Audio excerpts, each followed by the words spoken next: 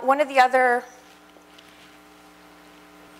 therapies that's been sort of used for self-injury is CBT. And how many folks have some training or background in cognitive behavioral therapy? So again, as you probably know, it's connecting your thoughts and your feelings, behaviors, helping youth differentiate their feelings and their thoughts. Often that's a challenge in our group. So when you looked at the SAS sheet, we really kind of divvied up those pieces for them. What is the difference between a thought and an emotion? Helping them identify emotions and thoughts and recognizing that they can be triggers unto themselves for their behaviors. Helping them recognize irrational beliefs. So the whole world sucks, everything's bad, everyone hates me, all that black and white type of thinking. Helping them understand that there's gray areas in the world, there's differentiations. So there was research done on this as well, short-term treatment, 6 sessions, which combined problem-solving therapy and CBT, as well as interpersonal therapies, and they were shown to have reductions in repetitive self-injury behavior when they use this type of therapy combination. So how we approach it is, again, very visually, and having the youth take information from something that's happened in their life and pictorially kind of drawing it out for them and having them get up on the drawing board or draw it out for themselves and connecting the events with their thoughts, their emotions, their physiological responses. We also highlight things like body language so they understand the interpersonal aspects of what they're doing. What were the actions, and then the consequences. And consequences could be positive or negative. So we have them kind of work through this both on the SAS sheet as well as visually and really kind of break down the issues into its components to help them feel a sense of control and understanding that, in fact, when you target one of those boxes, you can actually change the arrows and how they connect to each other. Motivational interviewing. How many of you folks have some understanding of what that is? Lots, which is great. So earlier I said there's a lot of youth who come in and say, I don't want to be here, my mom forced me to be here, or my counselor ratted me out, therapy doesn't work, nothing works, I don't want to be here, but I'm forced to be here. And then you're sitting there as a clinician going, what do I do with this kid? They don't even want to be here. How do I even begin to engage them? So motivational interviewing is a very powerful sort of technique that helps you sort of engage a client, develop that therapeutic alliance using empathy and reflections and validation and building a discrepancy between their personal values and where they're existing here and now in the current world. The idea is it's not your agenda, it's not your set of goals. So like CBT, you set goals, you kind of give them homework, you help them identify things, or even DBT, pros and cons, you give them activities to do. Motivational interviewing is really for folks who are really in that pre-contemplative stage, where they're not sure whether they even want help, and they're quite content at this stage with the coping skills they have. So this is a very effective therapy for that, and it's been shown to be quite effective with folks who have drug and alcohol issues. Anyone who's used motivational interviewing for youth who self-injure here?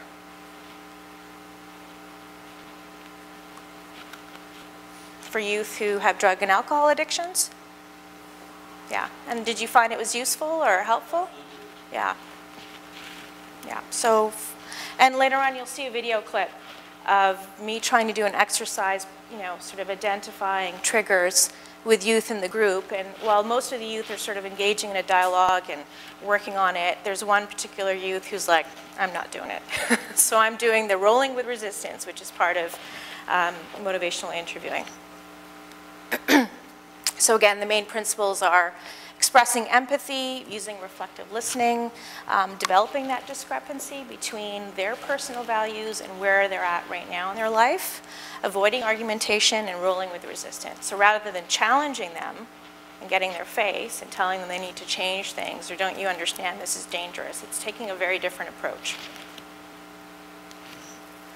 Okay, and a lot of folks put up their hand earlier about having some information or training on dialectical behavioral therapy.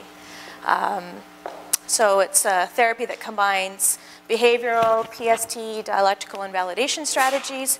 And a lot of folks say it's sort of that balance of Eastern traditions with Western traditions. The idea of acceptance and tolerance, which is often very challenging when we sort of approach those concepts with youth who are feeling considerable pain and judgment, and very difficult family lives and external triggers. So there have been programs that have used DBT for youth who self-injure and have access to types of issues. And again, those are some general areas that DBT focuses on: mindfulness, distress tolerance, emotional regulation, interpersonal and communication effectiveness. And then there's the walking the middle path, which is in the newer book.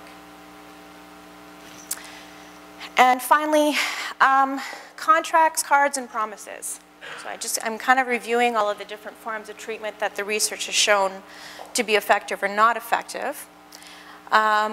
Walsh in 2006 published a self-protection contingency management contract, an article on that, which really was setting collaborative goals with the youth incrementally and getting them to kind of shift and change their behavior. And they found some efficacy for that. The other idea is promises, so people that they have close relationships with. The part that gets a little bit dangerous or controversial is the no harm contract. And the research on both suicide prevention as well as on self-injury is that when you go cold turkey and you tell someone, I want you to promise that you're not going to do it again, it just isn't effective. And the youth that we've been working, yeah? Well, there's a difference, and I guess in the literature there's a difference between no harm cold turkey and setting incremental goals. So the idea, one of the stressors that youth kind of highlight to us is the idea of judgment, or they screw up and then they can't face people. So if you set the bar too high and you set this sense of over here, and whether too high could mean 2 days from now when I see you, you haven't done it. The idea is contingency planning. So can you try? What coping skills could you use? What could you do differently? How about we try for another week? If it doesn't work, what can we do elsewise? The problem with the no harm contract is that it sets a very black and white line. And if the youth does have some significant stress or a trigger, they do self-injure, then how do they approach you again as a clinician to say, I screwed up?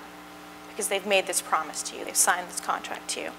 So it's an interesting thing because some of the youth in our group have signed more what we call would probably be more in line with a self-protection management contract, where they and the therapist they work with have a really good therapeutic alliance. They've set a collaborative goal together. They both agreed on it, and then they try to make that goal. And they found that that was really helpful. Other youth have signed similar contracts with people they work with or with their parents, and they found it quite punitive.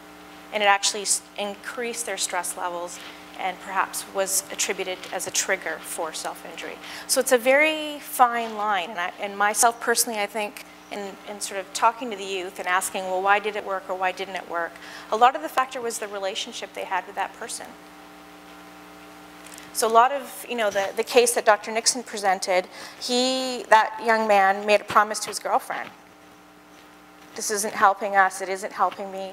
I promise to try harder, I promise to try other skills, promise to try and reduce what I'm doing. And he really worked hard to keep that promise to his girlfriend. That relationship was really important to him. So that worked. But if he'd made a promise to some random person he didn't have a strong relationship to, that might have served as a trigger instead of something that was supportive. So it is something to be careful about. The research doesn't actually show any effectiveness for absolute cold turkey no harm contracts, not for suicide prevention and not for self-injury. So, but there is something called harm reduction understanding, and that's again slightly different take on that contract and how you go about it. And again, the key is collaborative.